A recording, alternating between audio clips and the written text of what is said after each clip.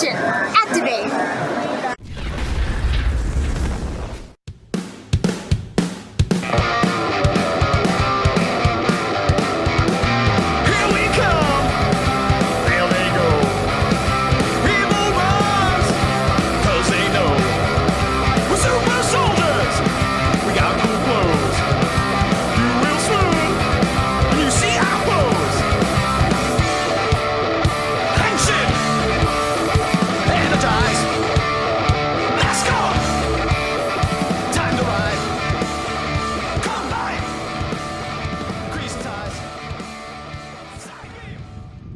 Hey, what's up? It's me, Gazbot, better known as the Gazbot Knight, here for Action Activate. I'm at San Diego Comic-Con, and I am with... Tracy Lynn Cruz, also known as Ashley, the Yellow Power Ranger from Power Rangers in Space and Power Rangers Turbo. That's right. Hey, everybody. Here's me. Whoop, the Bigdawg looking a little short in that camera angle. Well, why don't you tell them what they were just looking at while I try to fix your shot there, Bigdawg? Oh, you fixed it yourself. There we go. We were just seeing Tracy Lynn Cruz and your interview that is now available on YouTube from San Diego Comic-Con 2019. It's true. The whole thing is up there. It's about 10-15 minutes. She was very lovely to give me her time, and it was an enjoyable time. And as I said before, we previewed last week the one with Brendan Mejia, and there is one more coming up, which I will not name, as well as a few shout-outs yet to go.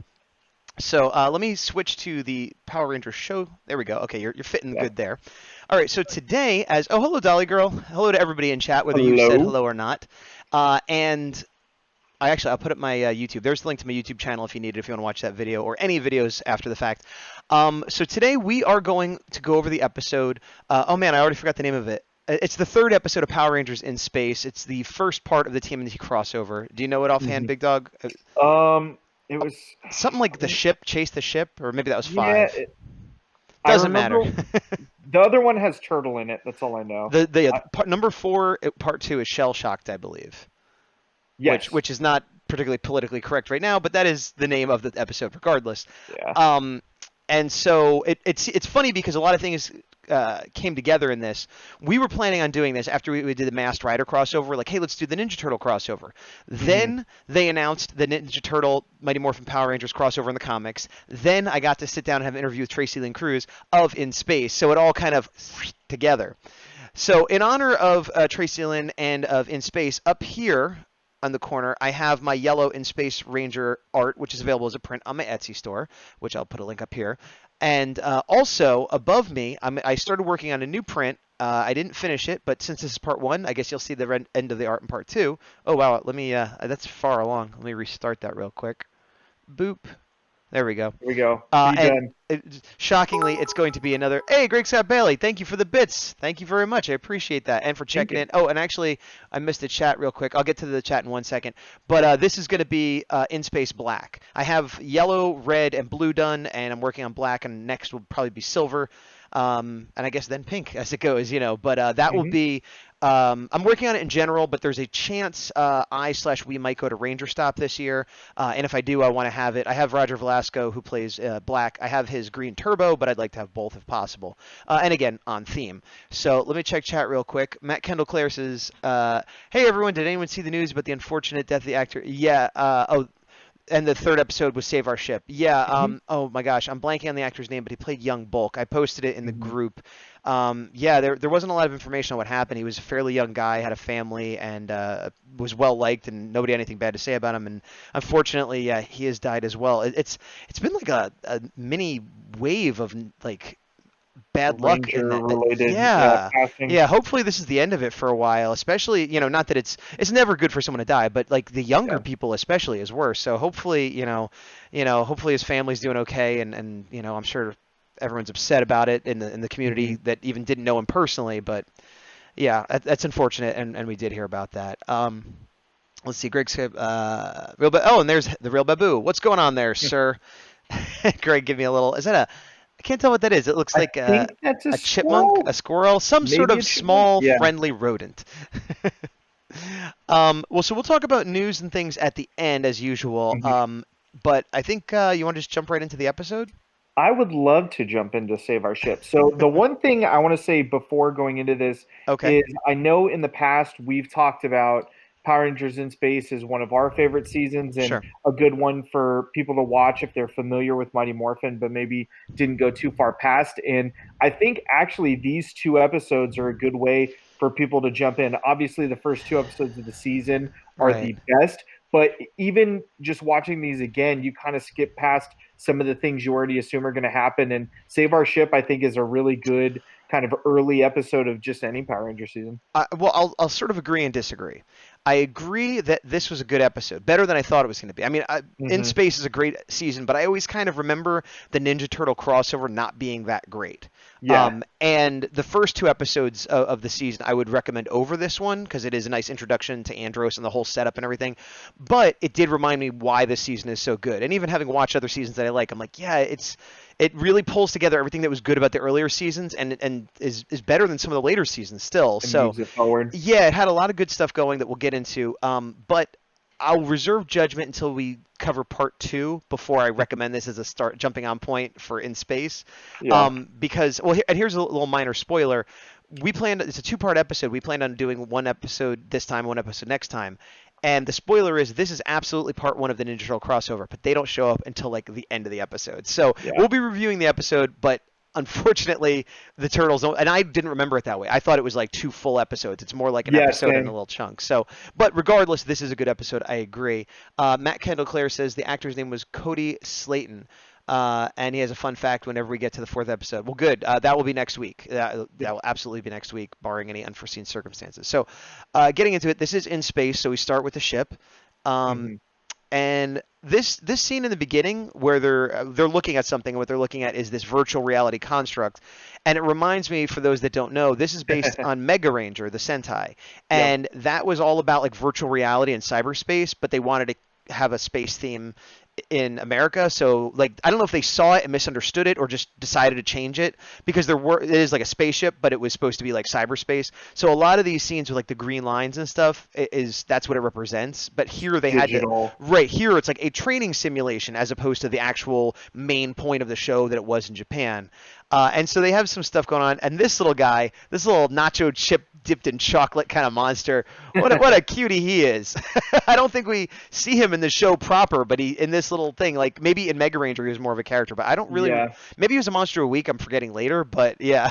I think the way I perceived it when I watched was he was a monster of the week on Mega Ranger. Right. And in a lot of the sequences you see throughout the season when they get their weapons or they do kind of a finishing move, it shows this background. So this was just a way of them kind of using certain monsters that maybe they use once or twice, or just getting that extra filler time of like, here's the training simulation. But really in Mega Ranger, it was, here's us getting toward the end of fighting this monster and doing a finisher so we can call it good. I took it the same way, especially because even knowing that it's mostly VR simulated cyberspace in Mega Ranger, certainly there are battles that look like they take place in a city or at a quarry or something, which is supposed to be digital, and maybe at some point it breaks it.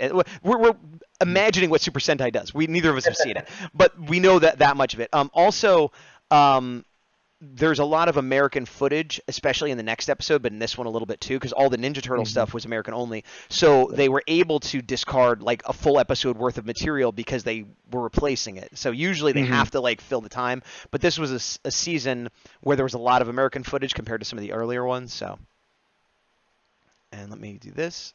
I thought this was pretty awesome too. They're still in the simulation. It's like Mega Blue, Mega Yellow, which are the names of the characters in Japan, but spelled in English, and just comes up on the screen for no reason, and no one comments on it. They're not like, oh, that's a mega move, or, it's just like, they just left it in there. Mega win. Right, they just left it in. Sure, Mega Blue, Mega Yellow, whatever, that's fine. Let me check chat real quick. Matt Kendall Clare says the Simu deck was such a cool idea to incorporate the Mega Ranger footage. Exactly. Yes, exactly what we were saying. We agree. And Dolly Girl, I have a screenshot on my phone of this villain when I started watching Mega Ranger. Oh, that's funny. Nice. So is he a bigger character in Mega Ranger, or was he just a one-off villain as we were surmising? And I will take your answer in the comments as we move along. I'll take your answer in the comments as though you could actually say it to me. So they finished the Simu deck. I thought this was cool too. We see them come out of the Simu deck. They're still in full Ranger gear with their helmets off. And we talked about how in the earlier seasons it was a long time before you saw this at all. Now it's like 3rd episode. They may have even done it in the first 1 or 2, but they're mixing it. They did it in 2. Okay, well, but what I liked also is that they're doing it early. and they're mixing it with the civilian or, I guess Starfleet outfits. I don't know what you call his actual command suits, but it makes it seem more casual and more like this is every day, this is what we do, and it's not. This whole season is one of the first ones I remember where it wasn't a bunch of teenagers finding time between class to save the world. It was like, oh no, we're like a crew, we're a team, we live on a ship, we're superheroes, and I thought that was really cool, and I think this is emblematic of that. Yeah. I think also the way that they incorporated it was cool, where they've only really been Space Rangers for about an episode and a half. Right. I think maybe even only one episode, and already it's, all right, I'm the captain of the ship and we're going to do training so we can stay on top. And they even make a throwaway line of like, oh, what a cool way to stay on top of something. She said something weird, but I can't recall the exact line. It was, again, justifying the use of the training simulation there. Yeah. Kyle Goldfinch. Hello, Mr. Gazbot. Hello to you, Mr. Kyle Goldfinch. Okay, so moving along, they get up there, and Alpha 6 is like, ay. Oh, wait, no, Alpha 6 doesn't talk that. They're like, hey, yo. Wait, I forget what the voice is now. I think this is Alpha 5. No, I thought this was Alpha 6. Because Alpha 6... Alpha 6 is in the next season? I think Alpha 6 is part of this season and into the next. My recollection, and we're watching... I watched them all, but not recently. We had Alpha 5 for Mighty Morphin up through Zeo and all that. Then in Turbo, Alpha 5 left with Zordon.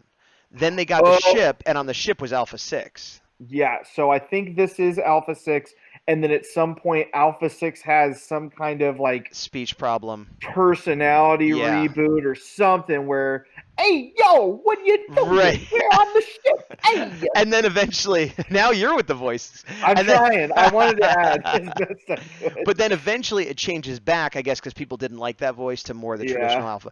Matt Kendall Clare says it was Alpha 6, but they spoke like Alpha 5. So, so they're Alpha 5 sounding for a while, switch to what you just did, and then back to something similar to Alpha 5. But they're excited because, hey, look, it's Earth, which is kind of funny because they're so excited, but they've only been away from Earth for like 2 episodes. So it's like, all right. And that is something, a theme I'll revisit a few times in this episode. Overall, good episode. I like it. But a few times where it's like, we just left Earth. Oh, thank God we're back at Earth. The way I took it was because of the circumstances of their shuttle, it was like, oh, thank God Earth's right there. Sure. Like, I thought we were going to be stranded, especially with the tattered clothes from our last uniforms. Like, woo, we made it. I guess that's true. Stylish new Starfleet outfits. That's true. And then Ashley is like, hey, you ever been to Earth before? And he's all like, what? Are we going to fall in love? What's an Earth? And then we cut to Bulk and Skull. Down here making crazy faces, looking into... Well, I've got a weird freeze frame. Like, he's making a funny face, but it's smeared, so it looks like he's got a huge mouth right there. You see that? Yeah. And I like... There's a lot of good incorporation of different plot lines and threads in this episode, including the way they use Bulk and Skull to tie into different things. So it starts with them. They're goofing around. They're looking in a telescope. I thought there was a cool shot of the eye real big. They're looking in a telescope, trying to get famous for discovering stuff, like usual Bulk and Skull stuff. But they see Astronema's ship, which is actually a threat. And so that ties into the Rangers don't even know Astronema's ship is coming. They think they're just going home. Sorry, do you have a comment there? One thing I noticed just looking at the screenshot of the ship is I was thinking of how it pertains to Mega Ranger, and up until literally this moment, I didn't realize that it was like partially digital. Right, like not fully rendered. And they describe it later as like half invisible, just made of green lines and stuff, which is literally like, part digital. It's cool. So I was tripping out. Sorry. No, that's fine. Kyle Goldfinch says regarding Alpha, it was such a weird voice. It was like skitty scat, jazz realness. It was so weird. It was like the director was the voice of the robots, as if James Brown was a robot. Matt Kendall Clare, by the way, that Simudeck monster, he was just typical monster of the day. Thank you. And then in Mega Ranger, that is. Nice. All right, so at this point, they see this, and they're like, whoa, we've discovered something. We know it's Astronema. And then we cut to 5, 4, 3, 2, 1. Rangers in space. Said, we're not going to sing the whole thing. And there's not a cappella for sure. You sing, I'll just be. I like how I say you sing, and then you're like, I'll hum too. No, I'm definitely not lead vocals in this duo. And there's Tracy Lee Cruz, Ashley, and then back to the show. So now they're they got on the space. Wait, what's happening? I don't know what's happening. They got on the space shuttle. This is part of the thing still, I believe. The opening? No, because there's Astronema. All right. Well, I regardless, don't think they're in the shuttle I think yet. you're right. I think that was part of the it's opening that I grabbed by yeah. mistake. You know, I grab these screenshots as I'm watching it, so they're not always perfect. Believe it or not, I have good. flaws. So the actual show. What's that? I said I have faith in you. You shouldn't, but I appreciate that. It's misplaced, but I'll accept it. So here is Astronema, and she's, I've got a plan. I'm going to get them. And then, what's his name showed up? Elgar? Is that his name? Yes. I think it was Elgar from Turbo, which is funny because a lot of people don't love Turbo. I actually like Turbo, and I really like Divatox, we've talked about previously, but even I don't like Elgar. He's not one of my favorites. Yeah, so it was such a weird choice to carry him over, and this has to be an American choice because it's not like he shows up in the fighting footage. They just said, hey, I guess for continuity, but I don't know, it's just an odd choice. I guess they just wanted to have another tough woman warrior with a goofball hanging around them for some reason. I think when you look at the Ecliptor footage and having not seen Mega Ranger, the way that they have him, he can't be that same kind of right-hand man that you don't like Elgar is, which is why I think they did that transition. Also, I think while going into this season, taking things from Turbo, giving some people a little bit of familiarity on the villain side, just like they do on the Ranger side. I guess, but I mean, if you have 4 out of the 5 same Rangers and Alpha and it's just a weird choice because I don't know anybody. We weren't in the room. What's that? Decision made. I said we weren't in the room. When no, I know, and it might have just been as simple as, hey, we got an extra suit. Let's, maybe what it might have been is this is all American footage, obviously, and later on. There's footage, I believe, with the actress with Ecliptor, but maybe they didn't have the Ecliptor suit yet. So maybe it was we have to have her talking to somebody that isn't a drone. We got this Elgar suit lying around. Let's do it. That's my best guess. There we go. Headcanon. Let's see. Matt Kendall-Clare says, well, he is the defender, so he has to defend. Kyle Goldfinch. So, guys, can the Rangers suit up? Can the Rangers suit help them breathe in space? I was always confused. When the Rangers were on the planet, I was like, why aren't they in spacesuits? My understanding that, yes, they might help them breathe in space, but I feel like, haven't they sort of established that in the Power Rangers universe, people can breathe on the moon and maybe in outer space as well? Yeah. It seems like they're very loose with the need for spacesuits in space. If you're on a space glider or near a ship or it suited up as a Power Ranger, anything kind of can protect you is how I take it. It would make more sense if only the in-space Rangers could go into space. But we've seen other Rangers on random planets. Galaxy does too. Yeah, and we've seen them on different planets. And like I said, on the moon was Rita's base, and we've seen lots of people on the moon breathing. Hey, thanks a lot for the cheer there, Greg Scott Bailey.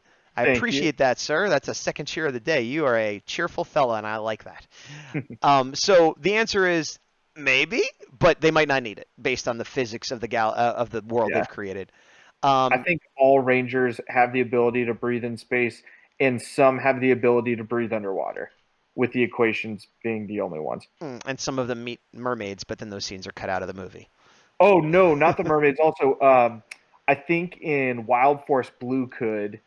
Without being morphed? Or No, being morphed. I'm saying not all can breathe underwater being morphed, because in the Turbo movie, they touch water and demorphed. Right. But some Rangers in their abilities can. We're off topic. Yeah, we are off topic. But that is weird because that makes me think so if it rains, they lose their powers, or is it salt water only? No, I think it's engulfed in water. I don't know. Okay, yeah. The answer is the physics of the Power Rangers universe are a little bit fluid and not really nailed down. Yep. Let me see. We missed some chats here. Matt Kendall-Clare. Oh, sorry, Dolly Girl. Mm-hmm. Dolly Girl says his name in Mega Ranger is Stingray Nazire. He's a scary-looking stingray. Oh, that makes sense. I called him a nacho, but yeah, Stingray, that kind of shape. Monster of the Week, he was in the second episode, so okay, that fits up. Thank you. And then Matt Kendall-Clare is talking to Kyle Goldfinch. I assume they can since they ride on their Galaxy Gliders, even their suits. Mm-hmm. And then I talked about the atmosphere. Greg Scott Bailey is innocent. And then Kyle, in fairness, Rita is an alien. So weird. She is, but I feel like there are times when the Rangers are on the moon. Granted, they're in her palace. But her palace seems to be an open-air palace. They stand out on the balcony and stuff. I feel like it's domed, though. Maybe. But, again, I think there's no clear answer depending on the episode or the season or whatever else. And then Matt Kendall-Clare, Ninja Storm Blue Wind Ranger could breathe underwater as well. Yep. Okay. So she's like, get him out of here, Elgar. Get lost. You're a jerk. Nobody likes you. But then he's like, oh, Master, not Ecliptor, not Oh, Darkonda, the big bad of the season. Supreme ruler of evil. Evil bad. Dark Spectre. Dark Spectre. Good job. Dark Spectre There we sent go. me. So she's like, oh, okay. Well, I guess that's the magic word. Here you go. Let me see. Babu says yes. Open air palace. Not sure about a dome though. So again, inconclusive. Cow Goldfinch. In fairness, she did have the power of water. Yes, regarding the ninja. So these guys get to Earth, and they're not at Ernie's Juice Bar anymore. They're at this surf shop, which they sort of set up to be like the news Ernie's Juice Bar. Yeah, it doesn't go there. I think it lasts a couple episodes in this season, and we never see it again. And they even have a new hostess. I forget her name. She shows up later. Yeah, she says her name, and as she's doing it, I'm like, you're trying so hard to be the new Ernie, and I know it doesn't work. Well, and that would be fine, but in hindsight, we know it doesn't work out. So it's like, oh, Adele, thank you very much, Matt Kendall Clare. And then, so Andros, here's the funny thing is, like, you've never been on Earth. They go and sit down, and Andros like wanders off by themselves, and they don't worry about it. He's like, oh, he's a warrior from space, never been on Earth. He'll be fine. And so he immediately knocks a surfboard off the wall, and here is, what was her name, Adele. And she's like, what planet are you from? And he's like, I'm from KO35. KO35. She's like, you smart mouth. And it's like, okay, haha, he's an alien. We get it. Going back to what I was saying about connecting plot lines, I thought this was cool that they had, the way they framed this, they have all the Rangers at the table, now Andros joins them, and they have Bulk and Skull kind of in front. So they're not sitting together, but they're in the same universe, they're sitting in the same world.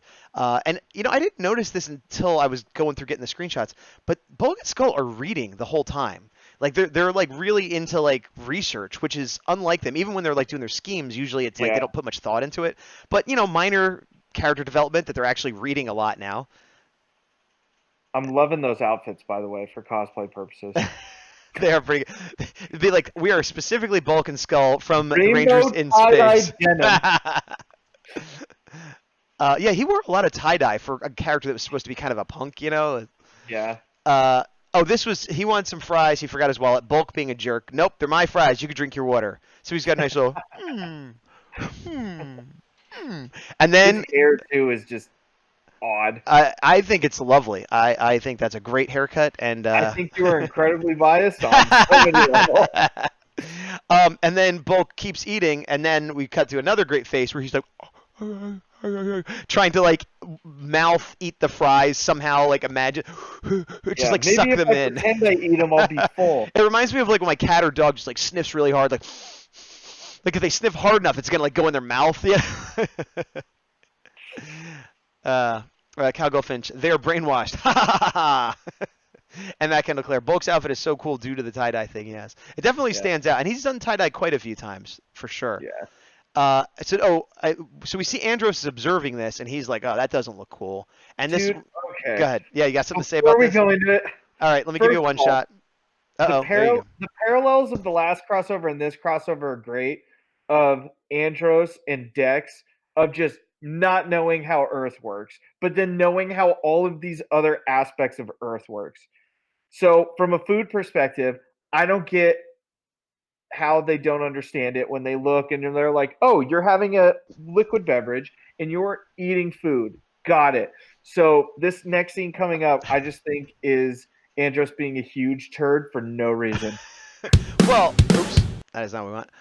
Well, arguably he's like sticking up for Skull, who Bulk is being a jerk to.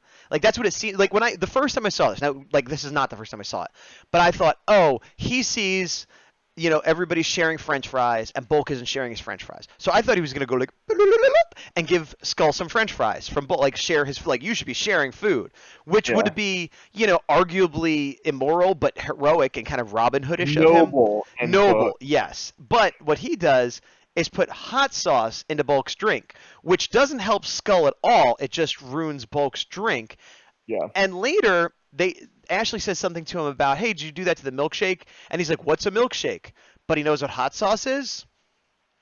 That's what gets me. Yeah. I'm like, you're just a turd. You have no reason to be this bad to the comic relief of all Power Rangers, and then be, what's a milkshake? Yeah, I always took that as like he really didn't know what a milkshake was, and it was just like, but maybe he was being like, like intentionally pretending he doesn't know would make more sense. Because again, hot sauce. That could have been ketchup. It could have been anything. How did he know? And also, why was hot sauce on the table? I guess for the fries. But Yeah. yeah, it definitely seemed weird and over. Like again, give Skull some fries would make more sense. Now, it did result in some great, acting by Paulie here, like trying to get Yeah. water. And the funny part, like this is again where the joke I liked more than the over the top acting at this point was that earlier he's like, these are my fries, these are mine, you shouldn't have forgot your wallet. And then there's a shot which I didn't get where he like slides, he's like, here's your water, you may drink your water.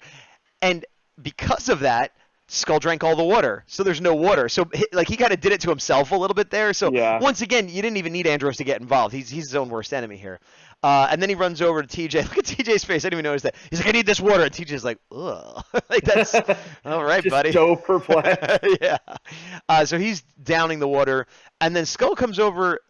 I also like this, very cartoony. There's actually a little bit of smoke comes out, but Yeah. what I like about it is that's not CGI. It looks like he had like a cigarette or something, and he like held a Smoke little in bit, and his then mouth, like liquid smoke, and just something. Yeah, like so that's pretty cool. But meanwhile, Bulk is ranting and Skull is ranting and raving about the ship they saw. But what I like about it, again, it's the development. They're not trying to convince other people. They're not saying, hey, you Rangers or you kids or whatever they would refer to him as. mhm. He's like, Bulk, we got to go work on our thing. We saw this thing. No one's going to believe us. And he's describing it. And they go off and do their own thing. But it actually informs the Rangers who, rather than dismissing them, go, oh, wow, they saw a spaceship. That fits the description of astronomers. We better look into this. So without having them all get teamed up and like join a go-kart thing together, the two stories connected in a way that made sense and forwarded the plot. No? Yes?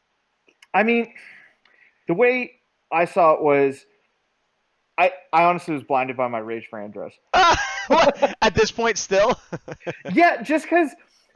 So I saw this and it like carried with me through parts of the episode until it got to a little bit more, which we're going to talk about. And then foreshadowing into the next episode, I didn't like how Andros does this in this episode. Right. And the next episode, he is like put on the highest of pedestals. And I'm like, but he's a jerk. Like, who's just malicious for no reason. Yeah, Andros, the toughest part for a lot of people, myself included, is I really like TJ as a character in general and as a leader of the team. And I thought he was a really good leader for the Turbo team. So we lost. Wow, you got really close to the camera.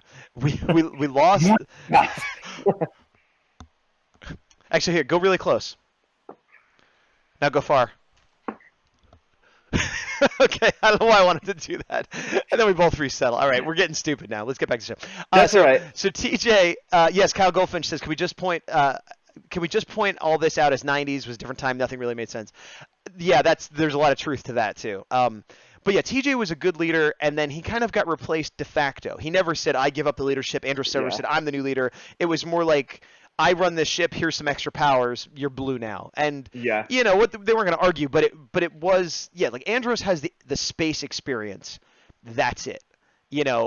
That's all he really has going for him. And he has jerk telekinesis. But we only see the telekinesis in like 3 episodes. Like you think it's going to be a much bigger thing than it is, but I don't. And he does little things too. He just like, oh, let me just, have this thing hover, and that's about it. Yeah. Well, but the good thing is, like I said, they believe Bulk and Skull. And now this is where Ashley confronts him and is like, hey, did you do that to the milkshake? And he's like, milkshake? What's the milkshake? But also, he doesn't even do it that way. He doesn't go, what's a milkshake? He goes, what's milkshake? And like walks away immediately. Like I know. He doesn't that's even what wait for gets the me. answer. Everybody in this 2-parter for the in-space Rangers that aren't named Andros are so dismissive of anything. Good, bad, in between. It's question, answer. Seems good to me. Didn't even wait sometimes. Let's see, Mecca Claire wouldn't say stupid. It's silly, stupid. It's all the same. If I'm talking about myself, it's fine. And then Kyle Goldfinch, I'm sorry, Andros needs to earn red like Sky. TJ should have been red from the start. Unpopular opinion. No, I agree. I think TJ should have been red. Honestly, I think TJ should have stayed red. I think Andros should have been second in command because Andros had the ship and he had the knowledge of their enemy and stuff. But TJ knew Earth. He knew the team. He had already been a leader. It would have made more sense if TJ stayed red And then Andros came on as his second, like, look, I'm going to show you how to deal in space, but you can run the team, which kind of is what happened anyway. There's a lot of, like, human moments where TJ had to intervene because Andros didn't, he's like a weird alien guy. I have the easiest way to refute this without making anybody too mad. Good luck. For all of you 90s and or 80s kids, when you go to somebody's house and you play their Sega system or their Super Nintendo, N64, what have you, who gets first player? Whoever's house you're at. Right. Who has the Morphers? Andros. He gets to be first player. He gets to be Red Ranger because it's his stuff. Oh, that's the only reason. That fits so perfectly because I had so many jerk friends as a kid where I'd go to their house and be like, "No, I'm first player, man. You Whether use the crappy controller." Or not, it's hey, it's my stuff. I get dibs on the thing I want. You're like, all right, fine. Yeah. I don't agree with. It's a good analogy. I don't think it's a good way to choose a defender of Earth or a leader of superheroes. I think it's much easier if it's like, this is my controller or this is my chair. But I get your analogy. Yeah. Let's see. Arazuki says, agreed. The D ranking of TJ is one of the saddest crimes in Power Rangers history. Dolly Girl, 100%. So Kyle Goldfinch, your opinion is not as unpopular as you thought, at least here. Mechanical Air Defender is a good point. Well, I don't disagree that there's logic to it. I just stop disagreeing with me and my logic. I agree with Words your logic. Have meaning on Power Rangers in space. To the power. Yeah, they love putting incompetent people in the red seat so we could watch them grow. It's a lame trope that robbed us of more TJ. Arazuki's on point here, so I'm just going to move on because no one's going to beat that point because I agree with it. So now we come back into Bulk and Skull. They're looking for Professor Phenomenus. Oh, yeah. And Genius Incorporated. And again, this falls in because they're on an alien kick now, which is why they were looking at the telescopes. They find Professor Phenomenus, but they don't. They find this mailbox in the middle of nowhere. And I don't know why, but this tickled me, the idea that, and I don't think I got a good shot of it. He comes up in a van or like a almost like a TV truck, but it's full of science equipment and stuff. Yeah. But I love the idea that he doesn't have a house or anything, but he has like a plot of land and an address, which is just a mailbox. And it's only there so people can like radio him and he'll drive up. Like, it's so unnecessarily weird. Like, it makes no sense, but I love it. And he was within range. And then I definitely got shades of Doc Brown from Back to the Future when he popped out with the thing on his head and acting all zany. What did you think about Professor Phenomenus and his introduction? I forgot he was in it this early, and part of me actually thought he was in Turbo. So seeing him again, I was like, oh man, the like leveling up of Bulk and Skull's antics just got me so nostalgic because they went from being nuisances to being junior cadets to, okay, we really want to like figure out space stuff and the Power Rangers and things like that, to, all right, we actually have to consult someone other than ourselves. Right. We can't figure this out on our own, whether or not it's helpful or not. Right. And then, like, it's just their natural progression to the end of the season where we see a really big character change from them. Agreed. Absolutely agreed. And you're right. Whether or not this person is the one to help them, they at least acknowledge they need help. They're seeking help. Yes, they're seeking help. So he shows up, and then we cut back to them. And they just got a bunch of electronics. I forget what they were. Oh, I guess Andros was building some kind of device for them. Like, I was a little unclear what had happened here. I feel like what made you think? Sorry to cut you off. Yeah. What made you think that there were electronics in this scene? Because it says Angel Grove, and in Angel Grove, I know they're known for their electronics. Got it. Okay. Yeah, that's why. I wouldn't have really known if they didn't spell it out for me. Also, 9430 is a code that if you flip it backwards and line it up alphanumerically, it spells out tool. And as we know, tools are No. Yeah, but for a second, I did the math. I'm like, that's not right. No, not at all. I had T9 on my old phone. I remember. But I kind of missed something here. Maybe it was from earlier. They said it, but like he's building something, and he's like, it was about the mega ship, right? But they didn't. I don't feel like they explained it too well, but it was something they needed, and so they got their box of electronics, which you're right to point out. Like, no box says electronics. If anything, it would say toolbox. Yeah, it is weird. But it doesn't matter because immediately Andros is like, "Yo, we're being followed. Hide back here." And what are they being followed by? The putties, the thugs. What are these guys called? Quantrons. Quantrons, nice. Good pull. Real quick, Matt Kendall Clare definitely doesn't make sense with the location of the mailbox thing, but the professor was really wacky, so I think it fits. No, absolutely, it doesn't make sense, but it fit his character, and I enjoyed it. They were gathering supplies to fix up and or upgrade the megaship. Yeah, which is what Bigdawg said, but I guess I was wondering if there was something more specific they were trying to fix, but I guess it was just general repairs. One thing about Quantrons that I always wondered was, what do the differences in shade mean? Oh, between like the white and the black and Like whatever. in continuity, like, oh, this is a general, this is a captain, stuff like that, or I just thought it was diversity, like of different types of like foot soldiers, but you think it was more than that? maybe. The other thing I just thought of for Mega Ranger, at least having not seen it, Right. is it would have been cool if we saw subtleties like one of them had a bunch of zeros, the other one had a bunch of ones.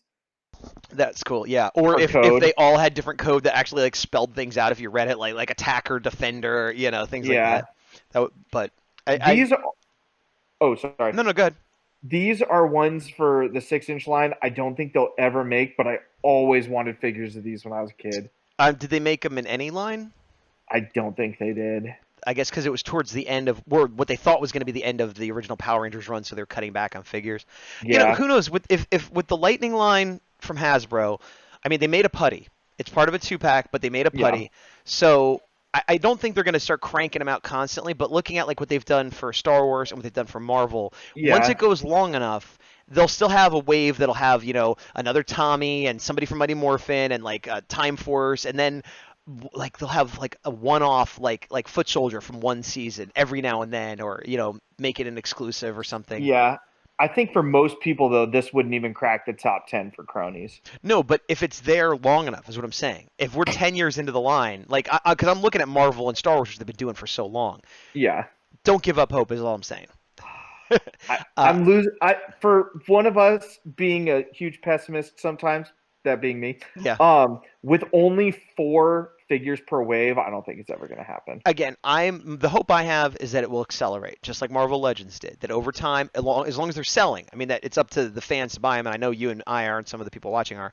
But as long as they're selling, they'll keep making them, and then they'll start making bigger waves and more waves per year. And once they get all the really main popular characters out, they'll start diving a little deeper. Matt Kendall Clare says, I think the Megaship stuff just wasn't equipped to do the necessary stuff they needed it to do to try to find Zordon. Oh, okay. Good call. So now here's what I like. Andros is like, we're being followed, and they hide, and they see them, and then TJ immediately jumps out front. Like, what? We're in trouble? I'm still the leader. Also, TJ's wearing a huge shirt in this episode, like gigantically huge, and he's a big guy. So I don't know. This was like early 2000s at this point, I think. No, this was late 90s, so it was like 97. Because I thought Mighty Morphin started in 92 or 93. Yeah, this is season 5. Okay, so it's still late 90s, but I mean, I guess that could be 90s fashion. But I also wondered if like he had all these tight red T-shirts, and then it was like, oh crap, I got to wear blue, and he just like grabbed his dad's shirt or something, like it just, or on set, like the director was like, we need a blue shirt, and they pulled it off some Teamster. Here, wear this. Yeah, for this also, one thing I just thought of is since Andros didn't have any Earth clothes, I'm wondering if TJ is like, I got a lot of red shirts if you need any. Yeah. Real Babu, 93. Kyle Goldfinch, 93. Matt Kendall Clare, Space Air, 98. So there's our numbers. Thank you to the 3 of you. But also remember that they normally shoot the year before. But regardless, it still puts it in late 90s, which I guess is sort of in fashion-ish, but it just looked silly. Because, again, he's like a big guy, and we had seen him in the last season wearing a lot of like tight T-shirts with his like superhero body, and now it's like, put a big blanket over you. Like, I guess to make him look less cool next to Andros, I guess. Thank you. You took the words out of my mouth. Indeed, Kyle. Okay. So they go in the fight, and this was another good fight, and it did look like Christopher Kamen Lee was doing some of his own kicks and martial arts and stuff, which I wasn't sure. Like, I never know who knows what martial arts or like we know they're all athletic, but it was. And there's Selwyn and everybody got a couple hits in that was clearly not their stunt doubles, and it was a good civilian fight scene. Not the best I've ever seen, but good. And so then after that, they're like, there's trouble at the Astro ship. They realize that this is all a diversion and they're actually going for their ship. Is it the Astro ship, the shuttle? Is that what it's called? Or is Astro Mega Ship. No, but the difference between the big blue ship and the little white ship, is it? Or is Astro Mega Ship is the big one, and then the shuttle, I believe, is the small one. It's just called shuttle? I think so. Okay. Let's see. Real Babu. Not in the beginning. They were shooting the last episode of season 1, the extra 20 in '94. Oh, saying it's not always the year before. Gotcha. Interesting. One thing I thought of for what you were saying about potential behind the scenes stuff that we're not sure about, it could be a thing also where maybe they didn't have a stunt double who was exactly the same body type as Selwyn, and they needed baggy clothes to mask it. That's true. Although, well, I don't remember what comes later, but most of these shots look like it was him or it could have been him. But that's a good point. If you have like a littler guy or the wrong skin tone or something, that'd be a good way to mask it. So now back on the mega ship, we have Alpha 6 still in the III phase. And they say, oh, Rangers, things certainly seem to be perturbing me and danger is coming. So I'd appreciate it if you could give me your attention kindly. Please listen politely. And so then it's time to rock it. They all get in their pose. And then 3, 5. Wait, what is it? Is it 335? I forget what the code is. 3. Yes. I don't think I had. I had the Morpher here, the new one, the Japanese one they released, and it sounds just like that. I don't know if the American one sounded, but it's like 3, 3, 5. But it says tons of stuff, most of it in English, but with like a heavy Japanese accent because it's from Mega Ranger. But yeah.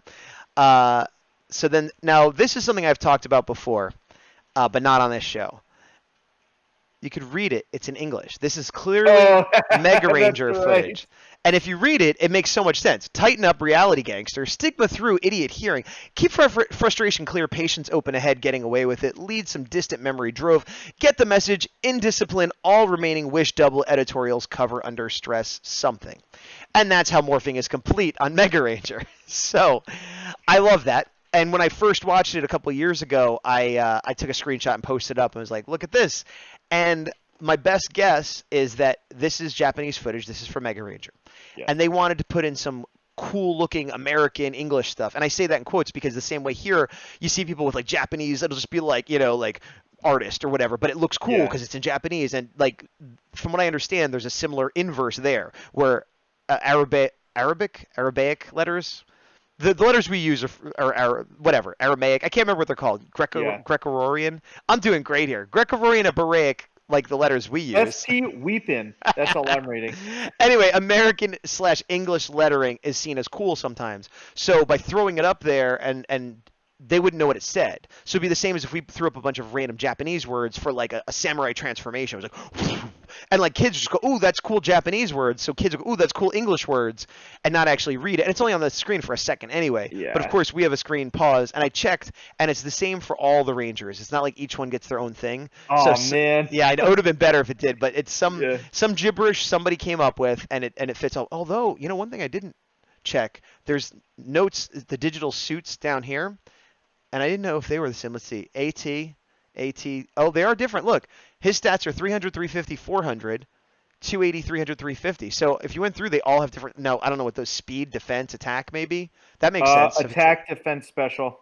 Okay, but I didn't take screenshots of all of them. But if you wanted to, you could actually find the stats for the different Rangers, which again makes sense in the digital realm where it was more video game like as opposed to this. Like an RPG. Right, but it's funny that they kept this sequence. Even though it doesn't match at all. We didn't realize it until 20 years later. Right. So that's where I'm like, you got away with it. I know, but other seasons, like even with like the morphing sequence from Mighty Morphin, they came up with their own. Like that wasn't from Zoo Ranger. That whole graphic was their own graphic. So it's just, well, again, this might be a case where they thought this was going to be the last season, so they're cutting corners. And that saved money so they could do stuff like the Turtles. Which is funny because we keep talking about how this theoretically was going to be the last season and they were lower the budget and cutting corners, and it still seems to have better production value than some other seasons. You know what I mean? Like, and some of that's from Mega Ranger, but the way they incorporate it and like, I don't know. Let me catch up on chat here. Matt Kendall Claire. Yes, it was. What? He said, "What was that? The morphing sequence there?" Yep. Yeah. Yeah.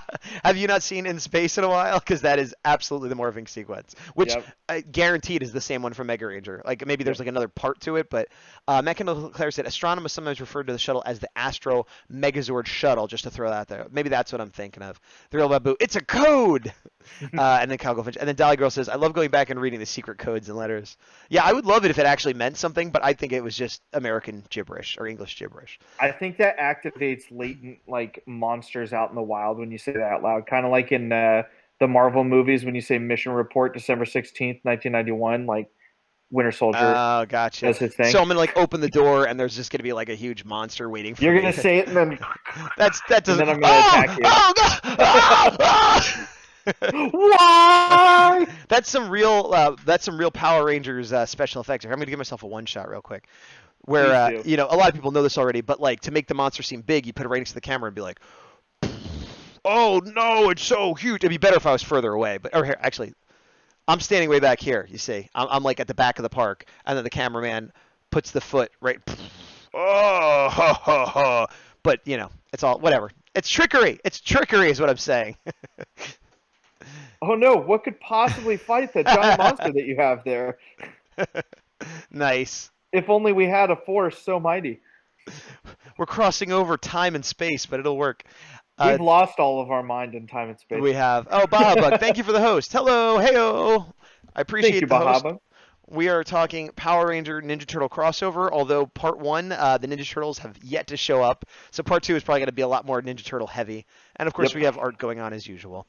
Mhm. Cal Goldfinch, but you also build the city as a model, then you pan your camera up and everything looks. That's true for the bigger scenes, but there's Yep. definitely a lot of American scenes where you see the American actors in a park and you just see like Goldar's foot come down or something like that. And I'm sure the real Babu could back And me then up they're on this. oh, Right, and there's no set built. It's just a matter of having a monster foot come down next to the camera and shaking it. I'm not criticizing it. It works. You know, it's just simple camera tricks, stuff like that you know saves a lot of money. I think if you didn't criticize it, people would appreciate it more. It's a two-parter, and so we're going over part 1 this week and part 2 next week, Bahabug. But we both forgot how little the crossover was in the first episode, Yeah. unfortunately. But whatever, it's still in space. It's still a Sets the good season. stage, though. Yeah. So then they get in the shuttle and they're taking off, and this is, I guess, the Astro Megaship shuttle, Megazord. I already forget. It's a shuttle. This is the shuttle they take. Yep. But while that's taking off, meanwhile, Professor Phenomenus, Bulk, and Skull arrive at NASADA, which is the space program that isn't NASA that the In-Space Rangers like kind of team up with. And again, the storyline's crossing organically. It makes sense. I mean, he gets a flat tire, but they're like, oh, this is a space thing. And this goes back to what you're saying. They're like, you know, Bulk's like, oh, we came here because they have huge telescopes. And Skull's like, we came here because they have hidden alien research. And he's like, no, we got a flat tire. But, you know, they were on the right track, even if he's not the best leader for them. Yeah. But you immediately flip that because they're looking at the sign, and he's like, my alien detector's going off. And they're like, you're crazy, man. And then Quantrons actually show up. Yep. Which is either he got extremely lucky, or despite being addle-brained and having a post office box in the middle of nowhere and all this other stuff, he actually has an alien detector that works. Because it goes off and they show up. And so then it's like, he's onto something. And once again, Bulk and Skull knowing things before the Rangers do. They knew Astronom was coming. Now they know the Quantrons are coming. It's just, I don't know. They're not just in that world for no reason. Like, they actually sort of, like, I feel like, as we know, after Lost Galaxy, they kind of disappear. But I feel like if it kept going, I could see them being like a Ben and Betty kind of thing where they work in the command center with them, or like I could see it progressing to that point had they stayed in the show. Oh, I mean, one thing I thought of is if they eventually like worked for SPD or something, they'd be like crazy old though. Any organized situation where they or would Lightspeed Rescue, yeah. Or Lightspeed, but like not that they would become Rangers necessarily, but that they would become support staff. They would become, you know, allies more than just side characters. The 6th and 7th Ranger respectively. Got it. Let me see real quick. Real Babu, force perspective. Yes, thank you. That is the term I was describing with toys. And so now we see, I believe this is the first time we see Ecliptor, right? I think so, yeah. They definitely, this is all Japanese footage right here. Right, and they definitely introduce him as like, whoa, here's... Oh, no, they do, because Andros may have seen him, but they're all like, who's this guy? And he's like, that's Ecliptor. He's bad news. And Ecliptor, one of my favorite villains from all of Power Rangers. He's so great. He's the right mix of like tough, and he looks cool, and he has a code of honor that you could like understand his motivations, and yeah, he's very, very cool. And do we say he looks cool? Because he does. He does, yes. And then he shows up and he's like, oh, by the way, I'll immediately make a clone of myself because apparently I wasn't tough enough.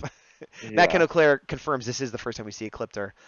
So he makes a clone, which immediately knocks them all down, which is another good thing. Like, they're like, who's this guy? And he's like, you're knocked down. I'm tough. I've proven myself immediately. But then he does this move on Andros, who I don't know if he got up first or maybe he managed to stagger to his feet still or whatever. And this was a cool effect, but when he did this, what did that make you think of when he starts swinging them around with the eye rays? Oh, Roxy from this season with her little tentacle things. You know what? That's a good point, but I was thinking older. I was thinking like an 80s movie and cartoon. Oh, 4 heroes using weapons that did something very similar to ghosts. The Ghostbusters. oh my god. It makes me think of a proton pack because the stream like animation looks very similar, and they would kind Yeah. of catch the ghosts and be like, "Whoa, whoa!" You're right about Roxy, but that's what I was thinking. That it just was like an odd The choice. color too, I think, Yeah. really sells it. Yeah, I mean, I liked it, but it just made me think of Ghostbusters. Let's see. Real Babu, I could rock that suit. Real Babu, I believe you could rock any suit. I believe you could rock the Elgar and make him more likable. Agreed. And I don't want to be too hard on Elgar. It's not like I hate Elgar, but it just was odd that he showed up out of all the characters that could. You know what I mean? Yeah, you like Elgar, I think, like I like Overdrive. No, because you really like Overdrive a lot. I mean, and I'm kind of neutral to not super a fan of Elgar. Don't believe the hype. I don't love Overdrive. Can I mute him? Oh my god, I can. So you really like Overdrive, is what you're saying? Oh look, he's not saying anything. So that's his favorite. Your favorite season? Your favorite Red and Black Ranger?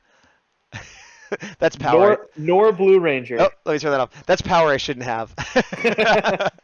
I never realized I could do that till just now. Okay, let's see. Absolute power corrupts absolutely. And mediocre minor power corrupts mediocrely minorly. Babu says, don't cross the streams. Agreed. And Baja Bug, which series was this? This is Power Rangers in Space. This is like the 3rd episode of In Space, which came after Turbo, which came after Zeo, which came after all the iterations of Mighty Morphin and Alien Rangers. Yep. And then Matt Kendall Claire, Baja Bug. Oh, he's answering the question for me. Thank you very much. Dolly Girl, Ecliptor equals, oh boy, here we go. Nezireha Mobile Commander Ugande? Good enough. I really need to finish Alright. Mega Ranger. Nezareja, Mobile Commander, Uganda. Yeah. Kyle Goldfinch, Overdrive. I got a brain mannerism. Stop it. And then Real Babu, a couple of weeks ago, you were loving it. Woof woof. Oh, yeah. Did you ever watch the episode that you weren't in? That Oh, you, no. you might want to watch that. The Bigdawg, for those that don't know, missed an episode a couple weeks ago, and I went solo. But he did show up a little bit with a couple opinions. Woof woof. Oh, my God. So Dolly Girl, man. yeah, that is his name. Thank All you. right, so myself and everyone in the chat, if you haven't seen that episode like I clearly haven't, let's go back and watch and comment on it. I'll give you a little preview. First, I'll do this, and then I'll mute you. So, what did you think about Overdrive? I love it. Woof woof. It's my absolute favorite. The Black Ranger is great. Woof woof woof woof woof. So, you know, you sound the same as you did last time now. I completely get where you're coming from. Well done. Let me see. A couple weeks ago, that's his name. Not gonna clear. I was just right. Thank you. Yeah, it was. It's definitely a good way of getting through solo by having your proxy show up. All right. So getting back to the show, which you thought we could get through 2 episodes. We're gonna be lucky to get through 1. Underestimated our tomfoolery Yes. by exponential amounts. Exponential amounts.